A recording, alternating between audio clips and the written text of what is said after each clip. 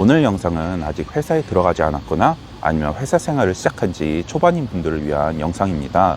지금은 잘 모르시겠지만 조금 있다 얼마 안 가서 이제 후배들도 입사를 하게 되고 업무를 가르치거나 이렇게 지시하는 입장이 되실 겁니다. 그때 절대로 후배나 부하 직원들에게 화를 내시지 마셔야 되십니다. 혼을 내는 건 더더욱 안 되고요. 지적도 하지 말아야 되십니다. 여러분이 속에서 아주 부글부글 끓어올라도 절대로 화를 내시면 안 되고요. 머리 끝까지 화로 뒤덮일 만한 큰 실수를 했어도 절대로 혼을 내시지 마셔야 되십니다. 그리고 잘못되어 보이는 것도 지적해서는 안 됩니다.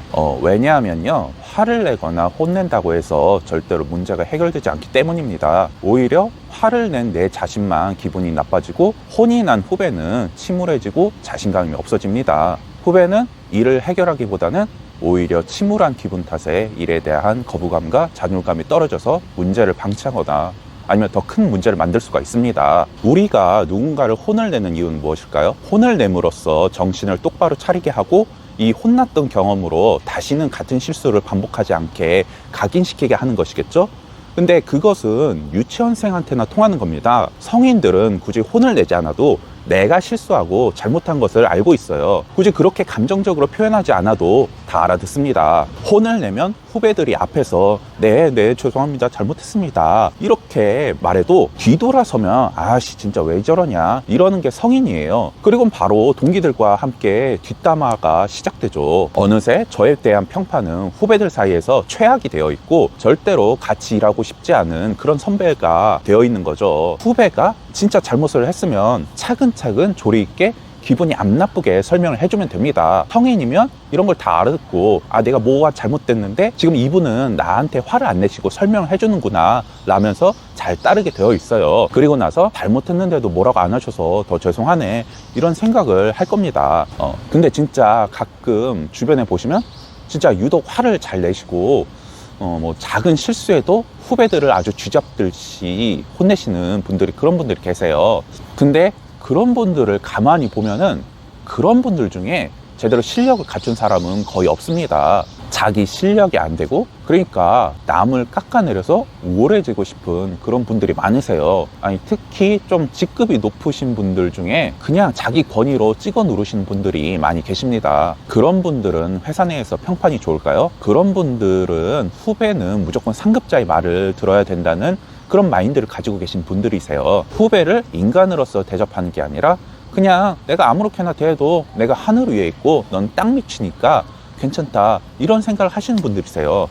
정말 한심하죠? 그래서 만약 제가 똑같이 화를 내잖아요?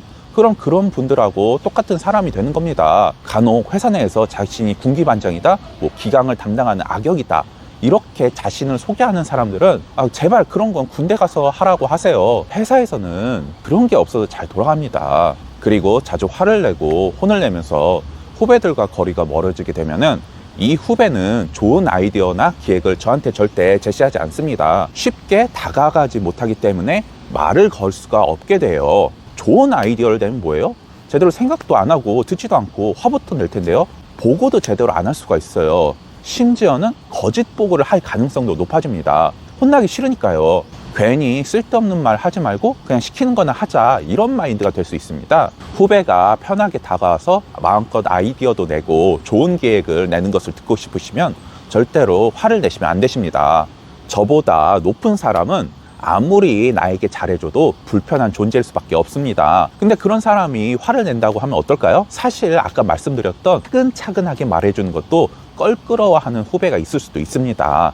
화를 내는 것뿐만 아니라 더더욱 하지 말아야 할 것은 바로 지적입니다. 저는 전 회사에서 셔츠 색깔이나 머리 스타일까지 지적하는 회사를 다녔습니다. 그냥 아무나 지나가다가 아무렇지도 않게 누구나 야 너 그게 뭐냐? 셔츠 색깔이 뭐냐? 이렇게 지적하는 회사였습니다. 지적은 정말로 자기 무덤을 파는 겁니다. 남을 지적할 때마다 한 번씩 자기 무덤을 한 삽씩 뜨는 겁니다. 그리고 내가 지적한 것을 내가 똑같이 할 경우에는 그 무덤 속으로 자기를 빠뜨리게 되는 꼴이 됩니다. 특히 제 경험상 지적질을 자주 하는 사람은 이미 본인이 그런 행동을 하고 있는 경우가 많아요. 너 왜 점심시간 10분 늦게 들어왔어?